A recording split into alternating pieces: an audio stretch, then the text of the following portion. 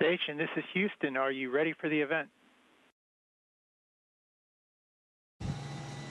Ready for the event. NESN, this is Mission Control Houston. Please call station for a voice check.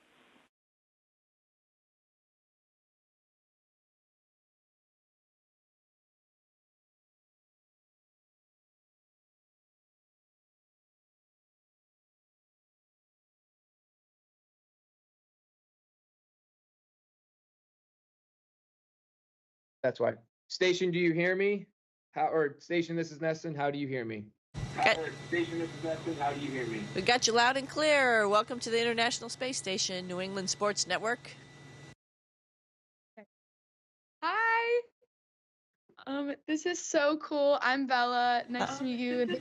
Thank you so much for your time and for being here with me. I'm just gonna ask you a few questions today. So, yeah. So you're from Boston. This Bella, is so welcome cool. to the International Space Station. Thank you. So you're from Boston, and I know it's been a while since you've been here on Earth, but Neston's got you with the most recent Boston sports updates. So Jeremy Swayman signed an 8-year contract. Willier Abreu won his first won his first Gold Glove and was the first Red Sox rookie to do so since Fred Lynn in 1975. Jarren Duran had a real breakout year and played his first All-Star game, as well as being nominated for a Silver Slugger Award. And yeah, so we know that you're originally from Mass, and watching games as a Boston sports fan is an experience in itself. And I know a lot has changed for you up in space, but I'm wondering what's the difference, and what have you missed from seeing sports at a game in person rather than just like hearing them on the internet? Have you missed anything, or is it pretty much the same? Yeah, it is definitely different. I have my, Patriot shirt while I'm up here and stuff like that as well. And I have a Red Sox spring training. Hopefully I'll be home before that happens, but you never know. So I have my attire up here, which, if you're going to a game in New England, you're going to be all decked out. So trying to keep up with the Joneses this way, but it's just not the same. You don't have the excitement of the crowd, and all of that as well up here. But, we have a great crew. Everybody's into sports. We actually set up a big screen the other day so we could watch football on the weekends, college football, and then the NFL right outside our crew quarters where we can hang out together. So it gives a little bit of that feeling, but it's not the same as feeling the cold air of fall football and all the sports networks talking about it and being right up to date. Yeah, that sounds very different, but like we love a Boston sports fan even off of Earth. I know you're far away, but how far away are you right now from planet Earth? We're actually not that far, and it just talks to the atmosphere, right? We're only about 250 miles orbiting the planet, so it's just between Boston and New York, right? So it's not really that far, but that's all the atmosphere we have on this big, huge planet, so we have to take care of it. But right now, just because you asked, we're somewhere between South America and Africa, making our way up through the middle of Africa. Should be a really cool pass to look out the window. So we get a view of the planet all over the planet while we're just at 250 miles above the Earth. Nice. And how fast are you moving right now? So we're traveling around 17,500 miles an hour. It takes about an hour and a half to go around the planet. So we get, like I said, a lot of views. The Earth orbit, rotates underneath us, and so we see different parts of the planet as we're going around, obviously. Now, speaking of speed, I know that you've run the Boston Marathon while being in space, and most recently ran the Falmouth Road Race. Can you tell me how that was, and did you hit the time that you wanted? Yeah, the Boston Marathon was a couple years ago. I was a lot younger. I was a little bit better runner at that point in time. So, and maybe a little stupider too, because I can't really believe that I signed up to do that. But once I got on the treadmill, I thought to myself, I better finish. I conned my sister into running the real one on Earth, and it was a cold and rainy day. So I just sort of trudged along, sort of hoping the treadmill would break so then I could get off it. But no, it didn't, and I kept going. So. Yeah, that was all right. You wear a harness, and so you're strapped down to the treadmill, and so it actually is supposed to put some pressure on your hips for your bone density in your hips and your legs and your feet. So it was doing that, and it sort of puts a little bit of pressure on your shoulders. It's like wearing a backpack.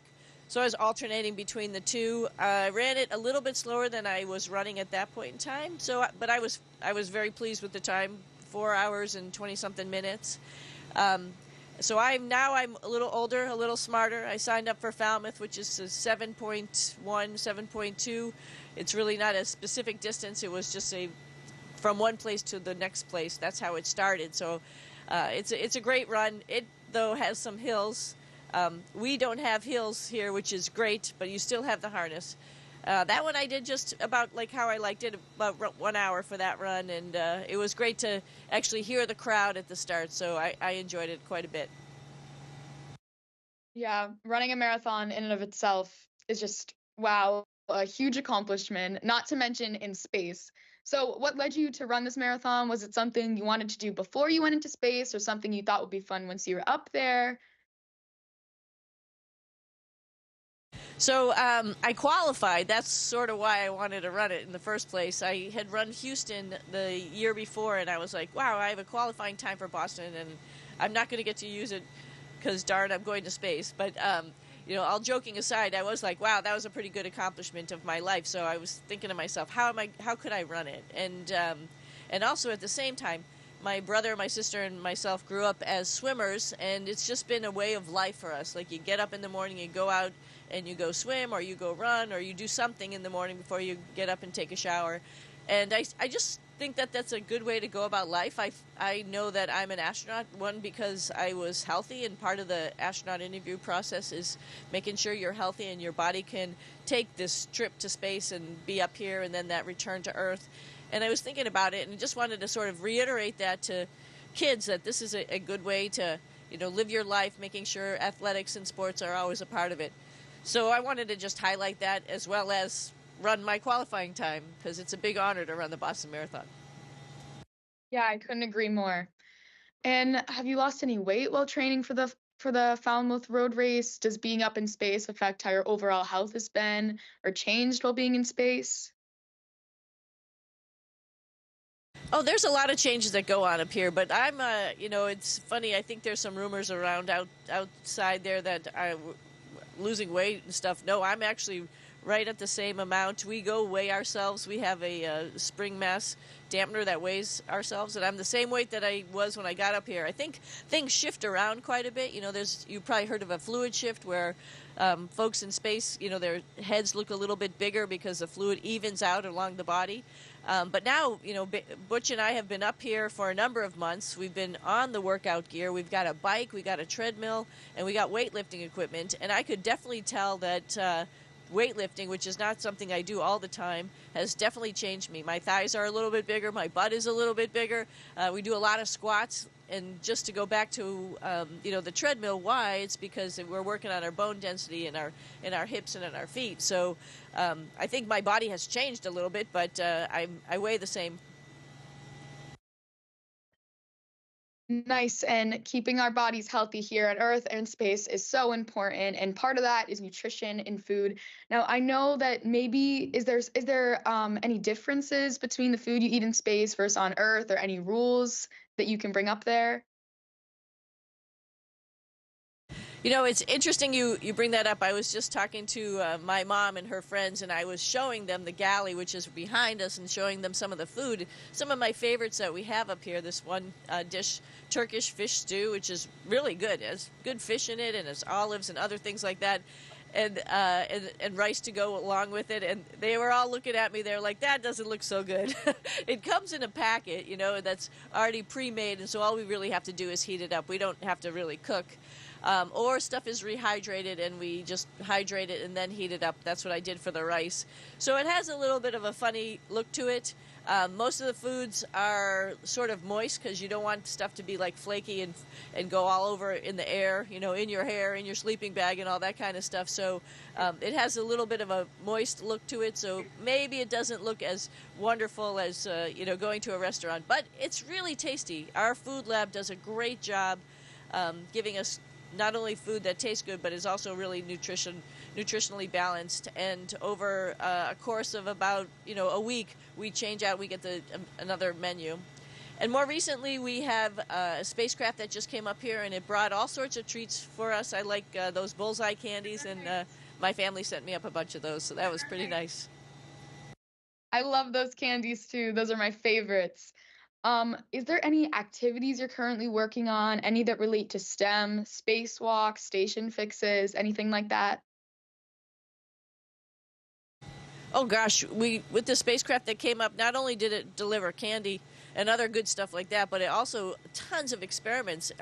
Since it came here, we've been working on all sorts of things. I was in the glove box the other day doing some stem cell research. They're doing right this whole morning. We're doing some other research inside the glove box. So it's one experiment after another. There's ones with plant growth, which is really quite interesting if we're going to go somewhere else beside for the International Space Station.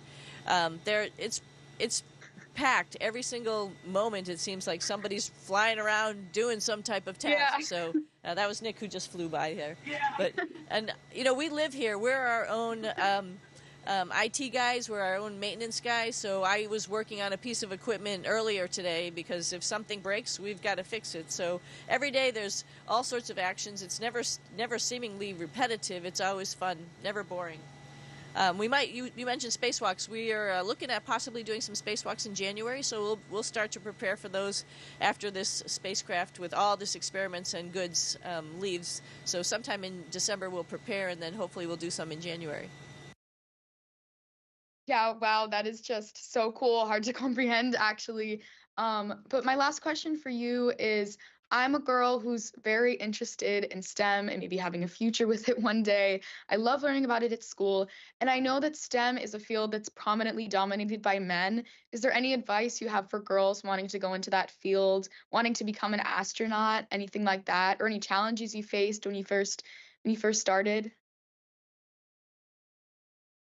Ooh, that's a big question. But, you know, the first advice I would give people are why not? I think, you know, women are as curious as men, and that's what, you know, STEM and science and technology, engineering, math is all about, just trying to understand, trying to want to know more about what's going on and how things work, how things operate. We were just having a conversation about Janus particles. I really don't know anything about it, but Don Pettit, who's here, is working on this experiment, and it's so interesting to just learn and know what else is out there. I mean, when I was a youngster, when I was in elementary school, I thought everything had already been discovered, and obviously it hasn't been, you know. And so there's so much more to discover, so much more to explore, and why not be part of it, right?